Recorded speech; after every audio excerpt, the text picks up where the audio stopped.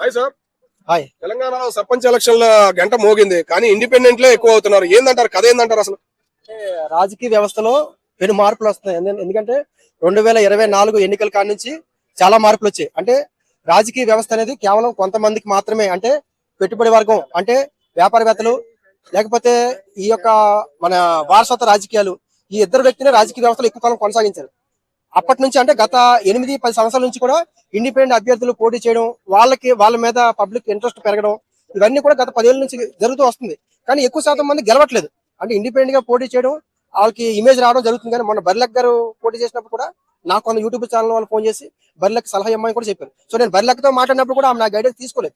So కొంతమంది influence చూపించడం వల్ల అలా గెలుపు అవకాశాలు మారిపోతాయి. అంటే ఇండిపెండెంట్ కి రెస్పెక్ట్ పెరుగుతుంది, ఇండిపెండెంట్ గా పోటీ చేసిన వాళ్ళకి గౌరవం ఉంటుంది, కానీ గెలవట్లేదు. సో ఇప్పుడు ఏమవుతుందంటే ఆ యొక్క ఏదైతే అంశం ఉందో అది అలాగా ప్రవర్తన చూపించుకుంటూ వస్తుంది. మొన్న ఏపీ ఎలక్షన్స్ లో కూడా చాలా మంది ఎక్కువ మంది పోటీ చేశారు ఇండిపెండెంట్ గా. సో ఏపీలో పోటీ చేసిన వాళ్ళు సుమారుగా 2-3 ఎమ్మెల్యేలు అవ్వచ్చు, అన్ని ఓట్స్ వచ్చాయి ఏపీలో కూడా. సో ప్రజాస్వామ్యం అనేది కూడా మార్పు దిశగా అడుగులు వేస్తుంది. రాజకీయ వ్యవస్థలో యువకుల పాత్ర ఎక్కువగా ఉంటేనే మాకు న్యాయం జరుగుతుంది అన్న ఫీలింగ్ మాత్రం ఎక్కువ మంది కలుగుతుంది. రిటైర్డ్ ఎంప్లాయీస్ కావచ్చు, ప్రైవేట్ ఎంప్లాయీస్ కావచ్చు, లేదా ఆల్రెడీ సీనియర్ సిటిజన్స్ ఎక్కువ మంది యువతను కోరుకుంటున్నారు. నేను అనేక ఏరియాలో కాలనీ సంఘాల ఎలక్షన్స్ లో కూడా నేను పోటీ చేసినా కూడా మాకేం చేయకపోయినా పర్లేదు, యువతకి చేసేద్దాం అన్న యాంగిల్ లో కూడా చాలా మంది కాలనీ ఎలక్షన్స్ లో కూడా యువతకి సపోర్ట్ చేస్తారు. సో ప్రపంచవ్యాప్తంగా కేవలం మన ఇండియా ఇక్కడ హైదరాబాద్ లో కాదు, తెలంగాణ ఏపీలో కాదు, ప్రపంచవ్యాప్తంగా యువతకి రాజకీయ పార్టీలు సీట్లు ఇవ్వాలి, రాజకీయ వ్యవస్థలో యువకులను భాగస్వామ్యం చేసిన వాళ్ళే గెలుస్తారు. మొన్న కర్ణాటక ఎలక్షన్స్ లో కూడా, మహారాష్ట్ర ఎన్నికల్లో కూడా బీజేపీ పార్టీ స్ట్రాటజీ ప్రకారమే కొంతమంది యాక్టివ్ గా ఉన్న యూత్ కి సీట్లు ఇచ్చారు. సో అక్కడ గెలవడానికి కూడా అదే కారణం. సో మన బీహార్ ఎలక్షన్స్ లో కూడా ఒక అమ్మాయి సింగర్ 25 ఏళ్ళు 24 ఏళ్ళు అమ్మాయి కూడా గెలిచింది.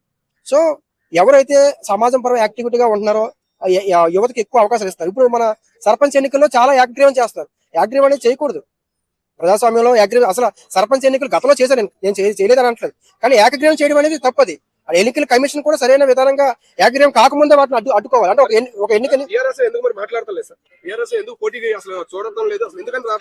అంటే ఆ ఏకగ్రీవంలో 50% వాళ్ళు కూడా ఉన్నారేమో, అలా ఏకగ్రీవం చేసిన వాళ్ళు కూడా 50% ఉన్నారేమో. అందరికీ చేదురువాదం ఉంటుంది కదా. అంటే ఇప్పుడు సిరిసిల్ల ఉంది, సిరిసిల్లో మొత్తం 8 గ్రామాలు ఉంటే అందులో 4 గ్రామాలు ఆల్రెడీ ఏకగ్రీవం చేశారు.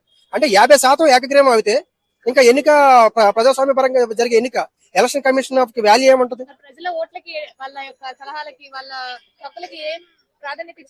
అదే అంటున్నా, అదే ఏకగ్రీవం చేసే విధానం ఏదైతే ఉందో దాన్ని ఎన్నికల కమిషన్ అడ్డుకోవాలి. ప్రజలు అడ్డుకోవడానికి ఛాయిస్ ఉండదు. ఎలక్షన్ కోడ్ ఉన్నప్పుడు ఎన్నికల కమిషన్ అడ్డుకోవాలి. ఇప్పుడు మన ఖమ్మంలో ఒక గ్రామం ఉంది, ఆ గ్రామము మాటివారపురం అని ఒక గ్రామం ఉంది. అక్కడ అతను ఏం చెప్తుంటే, నేను ₹1 గ్రామానికి విరాళం ఇస్తాను, రేపు వినాయక చవితికి కూడా నేను అందరికి వినాయక విగ్రహాలు ఇస్తాను, అదేవిధంగా అమ్మాయిలకి నేను స్కాలర్షిప్ ఇస్తాను, నన్ను గెలిపించాను అన్నారు. సో అక్కడ ఉన్న వార్డు నెంబర్లు, గ్రామంలో ఉన్న వార్డు నెంబర్లు, మాజీ సర్పంచ్లు అందరూ కూడా ఆయన సపోర్ట్ చేస్తారు. అంటే ₹1 మీ గ్రామ అభివృద్ధి కోసం ఒక క్యాండిడేట్ ఇస్తే అతను మీరు ఎన్నుకుంటారా? మరి అదే ₹1 ఇవ్వకుండా కూడా పనిచేసే యువకులు చాలా మంది ఉంటారు కదా, మరి వాళ్ళ పరిస్థితి ఏంటి? అంటే ఇలాగ ఇప్పుడు 2 కోట్లు ఇచ్చేవాళ్ళు మైనింగ్ వ్యాపారం చేయొచ్చు, లేకపోతే ఇంకెన్నెన్నో వ్యాపారాలు చేయొచ్చు. అతను ₹1 ఇచ్చినంత మాత్రం అతను యాగ్రీవం చేయాలి. అంటే వాళ్ళు ఏమంటారంటే, గ్రామంలో ఉన్న వాళ్ళు మా గ్రామ అభివృద్ధి కోసం ₹1 ఇస్తారు కదా. అంటే గతంలో ఈ పంచాయతీకి డబ్బులు రాలేదు, సో ఆ రకంగా మా గ్రామంలో డబ్బులు లేవు కాబట్టి డబ్బులు ఇతను ఇస్తానన్నాడు కాబట్టి మేము యాగ్రీవం చేస్తా అంటారు. అలా అనుకుంటే 5 కోట్లు పెట్టేవాళ్ళు కూడా ఉంటారు, వాళ్ళని గెలిపిస్తారా? సో సర్పంచ్ ఎన్నికలు అనేవి అత్యంత కీలకమైన, రాజకీయ వ్యవస్థతో సంబంధం లేకపోయినా రాజకీయ వ్యవస్థతో ఇది భాగస్వామ్యం సర్పంచ్ ఎన్నిక. సో ఆ వ్యవస్థతో భాగమయ్యే కింది స్థాయి నుంచి మొదటి నుంచి కూడా ఆ సర్పంచ్ ఎన్నికల్లో ఇంత యాగ్రీవం చేయడం అనేది 50 లక్షలు, ₹1 కూడా సర్పంచ్ కి యాగ్రీవం చేస్తారు. ఇది ప్రజాస్వామ్యానికి మంచిది కాదు. ఎలక్షన్ కమిషన్ కూడా ఇంకా పోలింగ్ టైం ఉంది. ఈ రోజు నామినేషన్ చివరి రోజులు.